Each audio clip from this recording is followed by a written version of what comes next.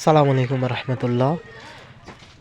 আমি আজকে যাইতেছি যে আমাদের সামনে যে ঘাসটা, হ্যাঁ ঘাস আছে যেটা, সেই ঘাসটা আমি এখানে আজকে কাটবো। কাটার পর তো দেখলাম আমি উপরের যে ঘাসগুলো আছে এগুলো লতিগুলো অর্থাৎ তুলে গরুকে খাবো, ছাগল গরুকে। আর যে মুড়াগুলো বা কুড়িগুলো আছে এগুলো আমি কিন্তু এবার গাড়ি দিব, অর্থাৎ এই জায়গায় আর কি আমরা গাড়ি ওকে একদম সুন্দর করে দিব, যাতে ওটা থেকে চারা উৎপাদন হয় আমাদের যে নতুন বইটা তৈরি করছিলাম। দেখছেন ইনশাল্লাহ আলহামদুলিল্লাহ। এই যে আমাদের ঘাসের জমিতে আসলাম, সে এখন আমি এইভাবে কেটে নিতেছি। পর আমি মুড়া শুদ্ধা মাটি শুদ্ধায় তুলে নিয়ে যাব। একটু দেখেন আপনারা,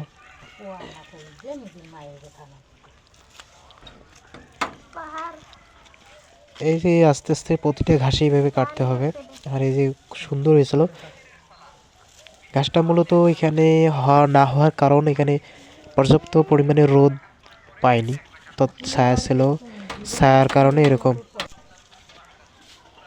এই যে দেখতে পাচ্ছেন কাটা শেষ হয়েছে, অর্থাৎ এক মুঠ আমার হাতের পরিমাণে এক মুঠ ছিল, সে এক মুঠ আমি এখানে রেখে দিলাম।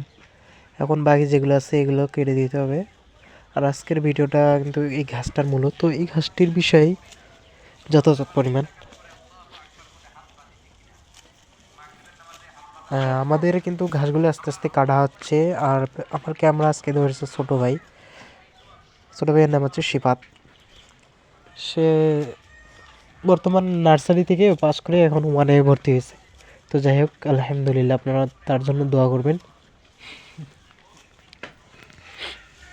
এখন মূলত এই যে ঘাসগুলো আছে এগুলো সুন্দর করে কেটে নিতে হবে।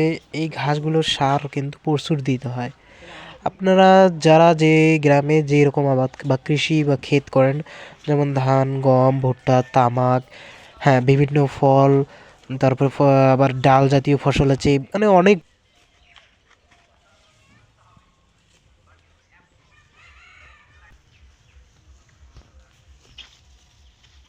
ঘাসগুলো কাটতেছি, ঘাস বেশি ভালো